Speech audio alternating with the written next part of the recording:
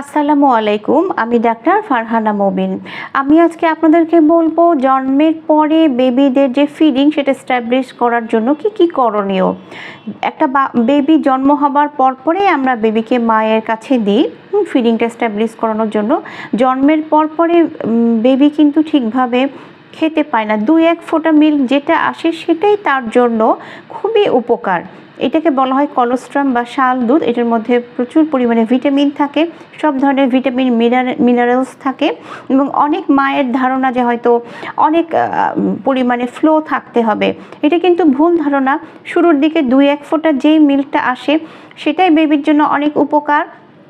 আর বেবিকে ফিডিং করানোর জন্য কিভাবে বেবিকে ধরতে হবে, কিভাবে বেবিকে কোন পজিশনে রাখলে বেবির কোনো ধরনের সমস্যা হবে না, এই পজিশনগুলো আপনারা যারা নিউ বর্ন বেবির মা তারা গুগল থেকে ইউটিউব থেকে দেখে নিতে পারবেন। গুগলে অনেক ধরনের জার্নাল আছে, সেগুলো পড়লেই খুব ভালোভাবে বুঝতে পারবেন। তবে আমার কাছে বিভিন্ন মানুষজন যে কমপ্লেনটা করে আমি প্রায় শুনি, আমার রুগীরা বলে যে বাচ্চা খেতে পাচ্ছে না।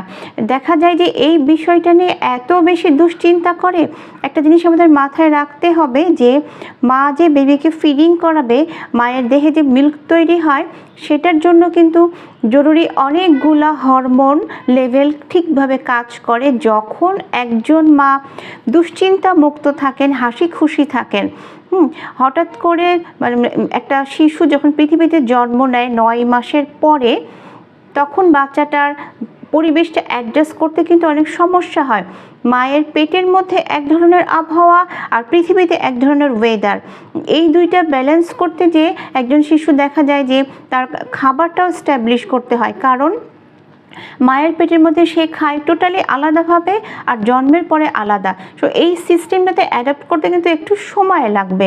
এই জন্য মা সহ ফ্যামিলি মেম্বারদের ধৈর্য হারালে চলবে না এবং একজন মাকে 100% প্রাইভেসি দিতে হবে। আমাদের দেখা যায় আমরা অনেক সময় ভুলে যাই যে শিশুকে ফিডিং করানোর একটা ব্যাপার আছে।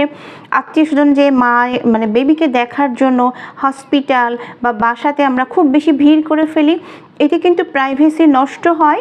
তখন কিন্তু বেবিটার ফিডিং স্ট্যাবলিশ হতে দেরি হয় এবং মা যদি রাত্রেবেলা ঠিক মতো ঘুমাতে না পারেন অথবা প্রপার রেস্ট যদি না হয়, মাকে যদি পুষ্টিকর খাবার দেয়া না হয়, ঠিক মতো ওষুধগুলো যদি না খান, প্রপারলি যদি ঘুমাতে না পারেন অথবা পারিবারিক বা মানসিক কোনো দুঃখ কষ্টের মধ্যে যদি থাকেন, তাহলে মিল্ক তৈরি হতে যে হরমোনগুলো দরকার হয় সেই হরমোনগুলো ঠিকভাবে কাজ করতে পারে না। তখন কি হয়, মায়ের ডেলিভারির পরে যে কাটা জায়গা শুকানোর ব্যাপার থাকে, সেই হিলিং প্রসেসটাও ডিলে হয়ে যায়, মিল্ক স্ট্যাবলিশ হতেও দেরি হয়, তখন বাচ্চা ঠিকভাবে ফিডিং পায় না। এই জন্য অবশ্যই একজন মা, বিশেষ করে যিনি প্রথমবার মা হয়েছেন, ওনাকে অবশ্যই কিভাবে বেবিকে ফিডিং করাতে হবে, কিভাবে বেবিকে কোলের মধ্যে নিতে হবে, এই সমস্ত টেকনিকগুলো ইউটিউবে পাওয়া যায়। ইউটিউব থেকে শিখে নেবেন। বাবুকে খাওয়ানোর আগে 1 গ্লাস ভর্তি পানি খাবেন, খাওয়ানোর পরে 1 গ্লাস ভর্তি করে পানি খাবেন। যে হসপিটালে আপনার ডেলিভারি হোক না কেন, সেটা নর্মাল ডেলিভারি বা সিজারিয়ান অপারেশন যেটাই হোক, অবশ্যই ডক্টর আপনাকে যে ওষুধগুলো প্রেসক্রাইব করেছে আপনি সেই ওষুধগুলো ঠিক মতো খাবেন। প্রতিদিন যেন 2 থেকে 2.5 লিটার পানি খাওয়া হয় এবং যিনি নিউবর্ন বেবির মা, ওনার খাবারের মধ্যে লিকুইড জাতীয় খাবারের পরিমাণ বাড়িয়ে দিতে হবে।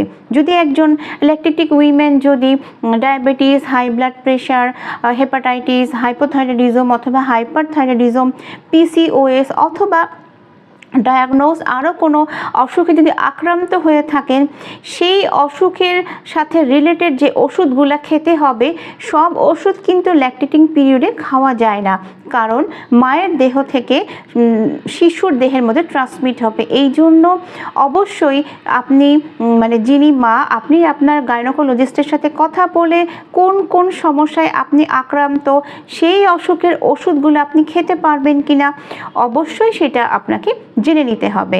এবং আমরা ল্যাকটেটিং পিরিয়ডে বলি যে ডায়েট কন্ট্রোল করা যাবে না, কিন্তু তার মানে এই নয় যে যিনি ডায়াবেটিসে আক্রান্ত, অথবা যিনি হাই ব্লাড প্রেশারে আক্রান্ত, অথবা যিনি আগে থেকেই অনেক বেশি ওজন সম্পন্ন, ওনাদেরকে কিন্তু অবশ্যই ফুড হ্যাবিটটা প্রপার ব্যালেন্সের মধ্যে আনতে হবে। অর্থাৎ ডায়েট কন্ট্রোলও করতে হবে, কিন্তু নিজের যেন ওজন ঠিক থাকে, বেবি যেন প্রপারলি ফিডিং পায়, এবং একজন মায়ের যেন পুষ্টির ঘাটতি না হয় সেই বিষয়টাও খেয়াল রাখতে হবে। সকল মা এবং শিশুদের জন্য অনেক শুভকামনা। ধন্যবাদ।